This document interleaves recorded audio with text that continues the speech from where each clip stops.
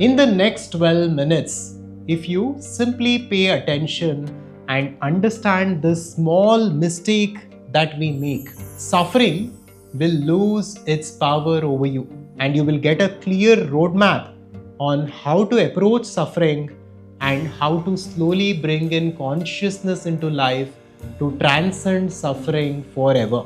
If I told you that the real cause of your suffering is not your breakup, not your anxiety, not your money, struggles, or loneliness, but a tiny invisible mistake that you have made inside of you, would you actually believe me? Now, this is not about any kind of motivation or manifestation or healing or therapy or anything like that. It is simply understanding and awareness. That is the only thing that we need to do here. And once you can truly see this, you cannot unsee this. And to understand all of this, we will make use of a simple diagram and a simple framework. And the framework actually comes from Sri Ramana Maharshi.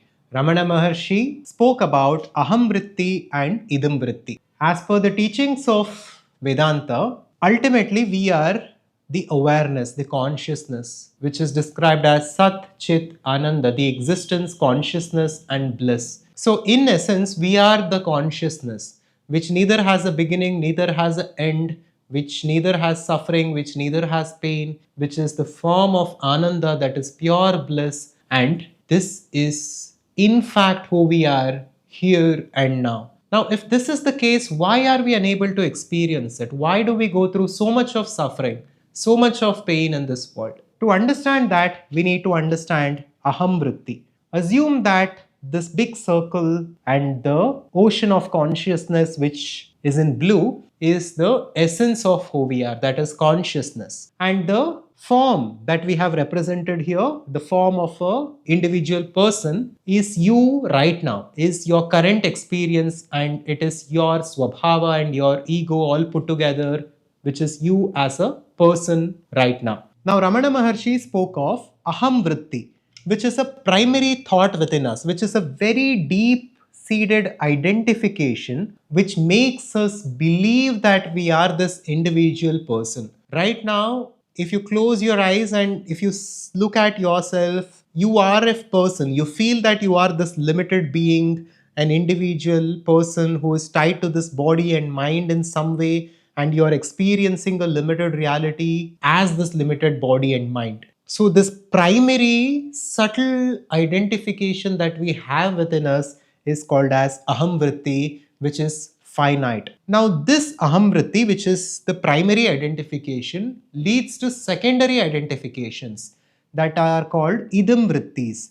Idam Vrittis come after Aham Vritti. First, as you are born onto this world, you begin with a sense of ego and an identification. You know, we carry this ego based on karmic patterns, based on the parental and societal upbringing and conditioning, and for so many other reasons. We have a sense of individuality that is called Aham Vritti. And now, because of this individual being and Aham Vritti, we have now secondary accumulations and secondary thoughts that are called Idam Vrittis, or this thoughts. The examples for Idam Vrittis are these: my car, my family, my spouse, my children, my career, my money, and so on. So, in this diagram, the I represents the Aham Vritti, which is the primary thought that is finite. This leads to, and this is tied to, Idam Vrittis, which can be career, relationships, money, and so on. So, we are identified with so many things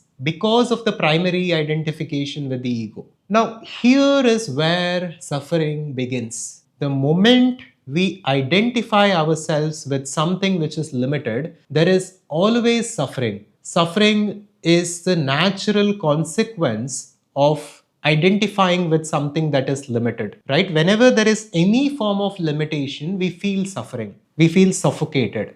We feel like we are stuck and we need to break through and we need to attain freedom. That is why when someone does something bad, we send them to prison. Prison is what? Prison is just confinement, a boundary. And we inherently seek freedom. Each and every one of us right now, although we might not be in an actual prison with prisoners, we are still in the prison of the mind and the ego, the prison of aham vritti and the idam vrittis. And this prison is what is keeping us in suffering, because all prisons bring in suffering. The aham vritti ties itself to the body. And once we identify ourselves with the body, whatever the body goes through, we suffer because of it. If the body goes through an ailment or a disease, we suffer. If the body decays, we suffer. And if we think about death and the eventual cessation of the body, we suffer because we have assumed that we are the body. This is because of the primary identification, that is the I thought. We have not questioned this assumption, but we have this assumption. And in Vedanta, Shankaracharya time and again gives the example of the rope and the snake. Now imagine that you are walking on a road and it is a dark night, and on the road you see a snake, and in that moment you are in a shock because it's right there in front of you, and you look at that snake and then immediately fear arises, and then that causes suffering and you are trembling with emotion. Within this example, let's say you take a moment, you pause, you just observe what is in front of you carefully, and you project a little bit of light onto that object, and you see that it is just a rope that is lying in front of you. It is not a snake. It was never a snake. Now, in that moment, all the fear, all the suffering, all those emotions fade away in an instant. Nobody has to do anything. You don't have to go through healing or counseling or anything like that. The moment you realize that the snake was never there, it was just a rope, in that moment, all forms of suffering ceased for you. Now, similarly, Vedanta tells us that this is the world of Maya. The entire world that we are experiencing as real is a world of Maya. The world is not the way it seems to be on the surface, right? Although we see duality, we see separation all across the world, this is not the ultimate truth as per Vedanta. If we go deeper, everything is one and everything is consciousness. So all the suffering that we are going through is because we are assuming that the world is dualistic and it is separate from us, and we are the body, and then there are all these things apart from us, and all these assumptions cause suffering. The moment we realize that we were never the body to begin with, and all these objects, our career, our relationships, our money, and so on, they were never ours to begin with. It is just a play that we are in, and we are currently playing a role. If we look at the essence of Bhagavad Gita, it is very simple. Change is the only constant in this material world. What was someone else's yesterday is yours today, and it will be someone else's tomorrow. The moment you accept it, you gain freedom. The more you are worried about it, the more you suffer. So all of this, as per Vedanta, is tied to avidya. Avidya means ignorance. Ignorance is the root cause of suffering as per Vedanta. We were ignorant that it was a rope. We assumed that it was a snake, and so we suffered. And similarly, we are ignorant that we are this awareness or consciousness. We have assumed that we are this body and mind and this limited identity, and so we suffer. And with this understanding, we can make a small shift from today. Whenever you are suffering for whatever reasons, right, we need to first of all understand that there is a difference between pain and suffering. Pain can happen. For example, you can cut your finger and there can be pain. That is a natural thing. But the suffering is optional. The internal suffering is optional. If there is pain, we can treat it and we can cure it and we can navigate it. But the psychological suffering that humanity is going through, now that is not needed. We are suffering things that has happened a decade ago. We are suffering because someone else said something. We are suffering because we want something from life and that is not happening. Now, all of these things are not real and are not required. Now, that is what we must understand here. And even science and psychology says our mind has a tendency, because of its survival mode, to intensify suffering. If pain is X, suffering can make it 1000x. So from today onwards, begin to look at suffering as an indicator.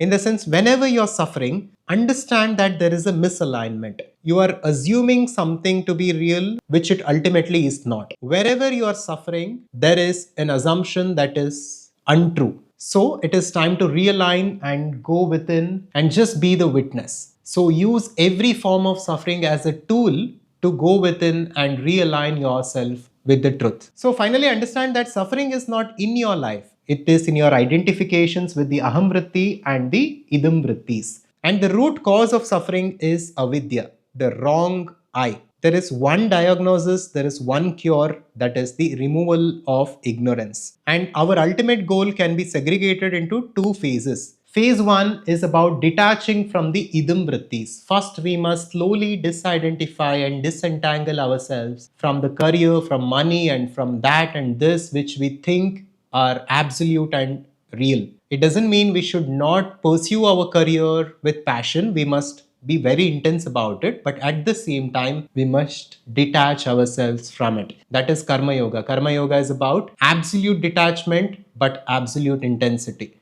Now, that is the ideal way to live. So, first, we will disidentify from the idam vrittis in phase 1, and then in phase 2, we will slowly disidentify from the aham vritti and ultimately recognize who we actually are as that consciousness which knows no suffering. So begin to take suffering as an intelligent feedback. It's like an alarm that is telling you you are misidentified. Problems can still come, pain can still come, but ultimately they lose their power over us. No matter what happens, we will develop a sense of stability within us where we are content and full within. That is the goal. Now, two powerful practices that you can begin from today based on whatever suits you the best is number 1, devotion, number 2, self-inquiry. Right? Devotion to a particular form or a particular god or whatever, or self-inquiry. Sitting in meditation and contemplating and recognizing the truth that you are not the body and the mind and the idam vritti and the aham vritti, and ultimately you are that awareness. If we calm the mind, if we can sit in silence, we can actually see this.